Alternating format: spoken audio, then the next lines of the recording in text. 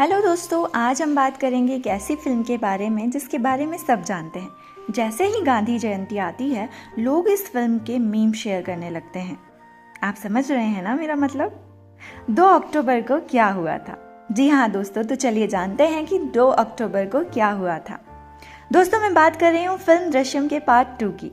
Film को काफ़ी अच्छा रिस्पांस मिला है। फिल्म की रेटिंग है 8.3 और बॉक्स ऑफिस पर अब तक इसने 340 करोड़ कमाए हैं।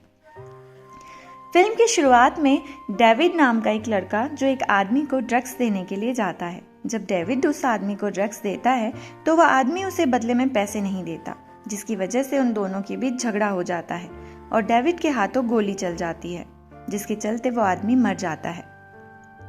अचानक वहां पुलिस आ जाती है और डेविड को देख लेती है कि वो किसी आदमी को मार रहा था। डेविड पुलिस को देखते ही जंगल की ओर भागने लगता है। पुलिस उसका पीछा करती है। डेविड एक पुलिस थाने के पास आकर रुकता है, जहां पर वो विजय को पुलिस स्टेशन से फावड़ा लेकर निकलते हुए देख लेता है। दोस्तों, ये जो घटना हुई है ये 2 अक्टूबर 2014 की है, यानी आज के ही दिन सैम की बॉडी को पुलिस स्टेशन के अंदर दफनाया गया था।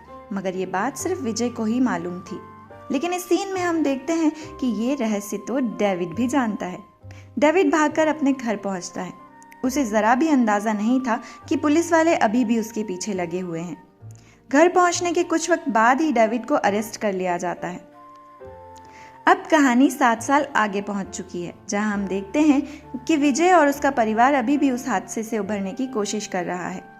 उन्हें इस बात का डर है कि सैम की बॉडी पुलिस को न मिल जाए। दरअसल उनका डर जायज भी है, क्योंकि पुलिस वाले कभी भी यहाँ वहाँ खुदाई करने लगते हैं। ये सब देखकर अंजू को बुरे बुरे सपने आने लगते हैं और ज्यादा घबराने पर उसे दौरे आने लगते हैं। विजय का परिवार अभी भी सहमा हुआ है। इन 7 सालों में विजय ऑपरेटर से थिएटर का मालिक बन चुका है। फिल्मों का शौकीन विजय अब एक फिल्म प्रोड्यूस करना चाहता है। अपनी कहानी को लेकर उसकी मुलाकात एक जाने माने डायरेक्टर से होती है। फिल्म की कहानी विजय ने खुद लिखी है। हालांकि विजय अपनी लिखी हुई कहानी के क्लाइमैक्स से खुश नहीं है, इसलिए वो डायरेक्टर से मिलने के लिए आया था और वो क्लाइमैक्स के बारे में डिस्कस कर रहा था। विजय डायरेक्टर से कहता है, हमें क्लाइमैक्स पे थोड़ा और काम कर लेना चाहिए। इसलिए वो लोग क्लाइमैक्स को फिर से लिखने का प्लान बनाते हैं। अगले दृश्य में हम गायतोंडे को देखते हैं, जो कि 7 सालों से सस्पेंड है। एक पुलिस अफसर के पास आईजी का कॉल आता है और वो उनसे गायतोंडे को साथ लाने के लिए कहते हैं। अब आईजी उर्फ तरुण अहलावत की एंट्री होती है, जो कि विजय के केस को रीओपन करने आए हैं। गायतोंडे को इसलिए बुलाया गया है क्योंकि यही एकमात्र शख्स है जिसे विजय के केस की सारी डिटेल्स पता है। साथ ही गायतोंडे ही एक विटनेस है जिसने विजय को येलो कार में देखा था। अब यहाँ पर एंट्री होती है मीरा देशमुख की। मीरा लंदन से वापस आ चुकी थी, क्योंकि मीरा को यकीन है कि सब कुछ विजय ने ही किया है, लेकिन कोई सबूत न होने के कारण वो कुछ नहीं कर सकती। इस बार मीरा को एक बहुत ही खास लीड मिली है, जिसमें आईजी सर उनकी हेल्प कर रहे हैं। ये बात धीरे धीरे फैल रही थी कि विजय का केस रीओपन हो रहा है। अगले ही सीन में हम देखते हैं कि विजय के पड़ोस में शिव और जैनी नाम के पति पत्नी रहते हैं। वो दोनों आपस में बहुत झगड़ते हैं, क्योंकि शिव अक्सर शराब पीकर आता है और जैनी के साथ मारपीट करता है। थोड़े टाइम बाद ही हमें ये मालूम होता है कि शिव और जैनी पुलिस में हैं, जिन्हें विजय और उसके परिवार पर नजर रखने के लिए भेजा गया है। जैनी ने विजय के पूरे घर में माइक्रोफोन फिट कर दिए थे, ताकि उनके बीच हुई सारी बातचीत पुलिस तक आसानी से पहुंचे। मगर विजय और उसकी फैमिली ऐसी कोई बात नहीं करते जिससे पुलिस वालों को ये पता लगे कि सैम की बॉडी कहां पर है। दरअसल इस बारे में सिर्फ विजय ही जानता है।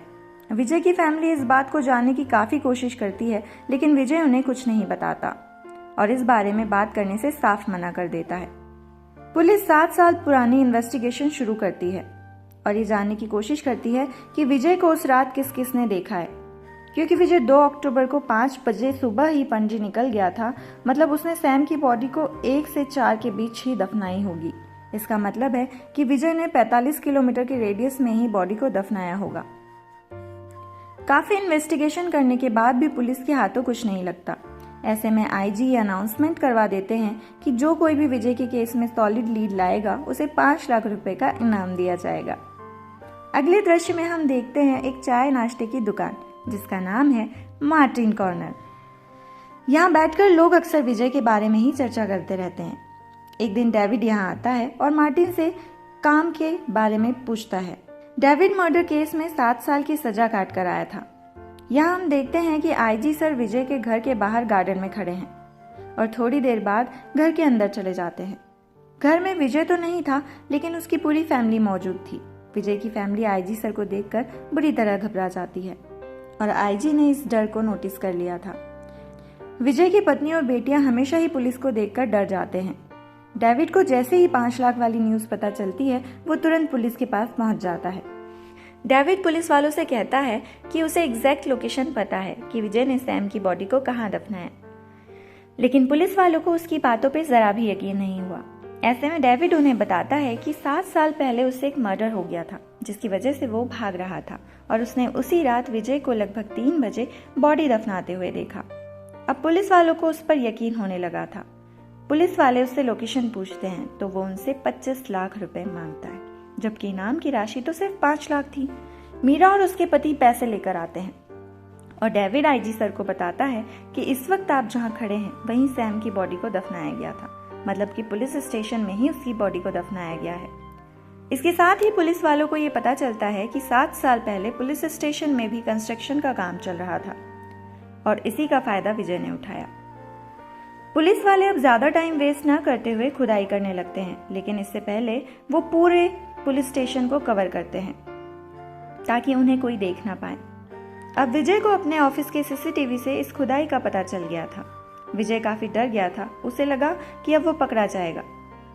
विजय पहले अपने राज को लेकर काफी कॉन्फिडेंट था, पर यहाँ तो अब पुलिस को बॉडी मिल चुकी है। क्योंकि 7 साल हो चुके थे, इसलिए पुलिस वालों को बॉडी के स्केलेटन ही मिल पाते हैं और साथ ही पुलिस वालों को कोर्ट के आदेश से ये पता चलता है कि वो विजय से 8 घंटे की पूछताछ कर सकते हैं। अगले ही दिन वो लोग विजय की पूरी फैमिली से पूछताछ करने में लग जाते हैं। यहाँ पर आईजी सर और मीरा दोनों ही मौजूद थे। तरुण विजय को सारी बात बताते हैं कि उस रात डेविड नाम के आदमी ने तुम्हें वहां बॉडी दफनाते हुए देखा था। विजय कहता है कि उसने किसी और को देखा होगा या फिर वो आदमी झूठ बोल रहा है। काफी पूछताछ के बाद भी विजय अपनी बात पे अड़ा रहता है। तब तरुण दूसरी तरकीब अपनाता है। अब वो लोग विजय की फैमिली को दूसरे कमरे में ले जाकर मारना शुरू करते हैं। विजय उन्हें सामने वाले रूम से देख पाता है।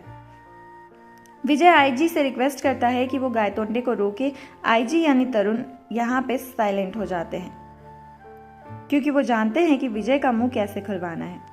आखिर में विजय तरुण की बात मानकर उन्हें सब बताने को कहता है और कहता है कि पुलिस वालों से कहे कि उसकी फैमिली को ना मारे। विजय का कन्फेशन रिकॉर्ड किया जाता है। विजय बताता है कि 2 अक्टूबर की रात को वो अपने ऑफिस में था जहां वो शराब पी रहा था। जब वो ऑफिस से अपने घर गया तो उसने देखा कि घर का दरवाजा खुला हुआ है। अंदर जाते ही उसके ऊपर किसी ने अटैक कर दिया। इस तरह से हमारे बीच हाथापाई हो जाती है और एक सरिये से उसके सर पर वार हो गया, जिससे उसकी मौत हो गई। विजय कहता है कि जब वो मर गया था तो मैंने उसकी बॉडी पुलिस स्टेशन में दफना दी, जिसके बारे में उसकी फैमिली भी नहीं जानती। अब क्योंकि विजय पकड़ा गया था, इसलिए उसने सारा का सारा इल्जाम अपने ऊपर ही ले लिया ताकि उसकी फैमिली बची रहे। कन्फेशन के बाद वो अपने घर जाता है जहां विजय की फैमिली बहुत दुखी थी क्योंकि उनका सारा इल्जाम विजय ने अपने सर ले लिया था। अगले ही दिन विजय को कोर्ट ले जाया जाता है जहां पर पुलिस वालों को विजय की जुडिशियल कस्टडी मिल जाती है। गायतोंडे विजय को कोर्ट ले जाता है। आईजी और बाकी लोग खुश होते हैं कि विजय का केस सॉल्व हो गया। तभी यहाँ एक आदमी आता है जो कि आईजी से विजय के बारे में बातचीत करना चाहता है और ये आदमी कोई और नहीं बल्कि विजय की फिल्म का डायरेक्टर था। वो कहता है कि शायद विजय को पहचानने में मुझसे भूल हो गई थी। कहता है विजय से उसकी मुलाकात 2016 में हुई थी, जहां विजय फिल्म बनाने के बारे में मुझसे बात कर रहा था कि वो इस फिल्म को प्रोड्यूस भी करेगा और साथ ही स्टोरी भी खुद ही लिखेगा। तब उन्होंने तय किया कि स्टोरी दोनों मिलकर लिखेंगे। स्टोरी ऑलमोस्ट कंप्लीट थी, लेकिन वो क्लाइमेक्स में अटक जाते हैं। सबसे पहले डायरेक्टर सबको उसकी कहानी बताता है। दरअसल वो स्टोरी विजय की ही बायोपिक है। विजय ने सेम के साथ जो कुछ भी किया और इस केस में जो भी हुआ सब कुछ विजय ने उस स्टोरी में लिखा था। क्योंकि विजय को इस स्टोरी के कॉपीराइट का डर था, इसलिए उसने इसकी बुक पब्लिश करवा दी थी। डायरेक्टर उन्हें ये बताने के लिए आया था कि वो बुक मेरे नाम से पब्लिश हुई है।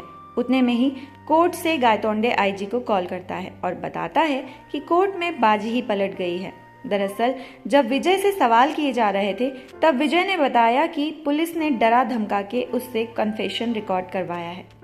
विजय की वकील जज से कहती है कि पुलिस वालों की ये सोची समझी चाल है, क्योंकि जो कुछ भी कन्फेस करवाया गया है वो सब कुछ एक नोबल से उठाया गया है। और ये नोबल पढ़ने के बाद जज साहब को भी इस बात पर यकीन हो जाता है कि ये सब पुलिस वालों की सोची समझी चाल है। अब डायरेक्टर आईजी को बताता है कि स्टोरी खत्म होने के बाद विजय एक बार फिर से उसके पास आया था और बोला कि क्लाइमैक्स में उसे कुछ खास मजा नहीं आ रहा। उसने डायरेक्टर से पूछा कि मान लो पुलिस वालों को डेड बॉडी मिल जाती है तो आगे क्या करते हैं।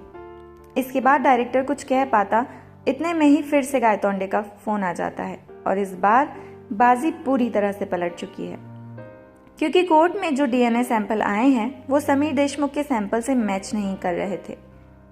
इससे ये साबित होता है कि पुलिस स्टेशन में जो बॉडी मिली वो समीर की नहीं है, किसी और की है। अब आईजी सर उस डायरेक्टर से ये जानना चाह रहे थे कि आखिर उस फिल्म का क्लाइमैक्स क्या था। तब डायरेक्टर बताते हैं कि हीरो को मालूम था कि पुलिस वालों को उसकी बॉडी मिल जाएगी, इसलिए हीरो ने पहले से ही इन सब का इंतजाम करके रखा था। तो दोस्तों, विजय ने समीर की बॉडी को पुलिस स्टेशन में दफनाया जरूर था, लेकिन उसके बाद लगातार वो एक ऐसा मृत शरीर ढूंढने में लगा था जिसका कद काठी उम्र समीर से मिलती जुलती हो। तब विजय की दोस्ती एक ऐसे आदमी से हुई जो चर्च में जॉब करता है और उसी के बाजू में लोगों को दफनाया भी जाता है। वहीं से विजय की तलाश खत्म होती है। विजय ने उस आदमी की पैसों से मदद की, जिसके बदले उस आदमी ने विजय को एक बच्चे के स्केलेटन दे दिए जो समीर की उम्र का था। अब ये स्केलेटन सिर्फ बदलने थे और जहाँ पे स्केलेटन के डीएनए रिपोर्ट्स चेक की जाती हैं वो दिन में की जाती हैं। ऐसे में विजय मौके का फायदा उठाकर स्केलेटन बदल देता है और समीर के स्केलेटन डिस्ट्रॉय कर देता है। तो विजय के खिलाफ अब कोई भी सबूत नहीं थे, इसलिए कोर्ट विजय को बाइज्जत बरी कर देती है और एक बार फिर से विजय की जीत होती है। विजय फिल्मों का शौकीन है और खुद को बचाने के लिए उसने फिल्म का ही सहारा लिया। तो दोस्तों, ये थी फिल्म दृश्यम 2 की कहानी। आपको कैसी लगी कमेंट सेक्शन में ज़रूर बताइएगा और हाँ, सब्सक्राइब करना मत भूलिएगा।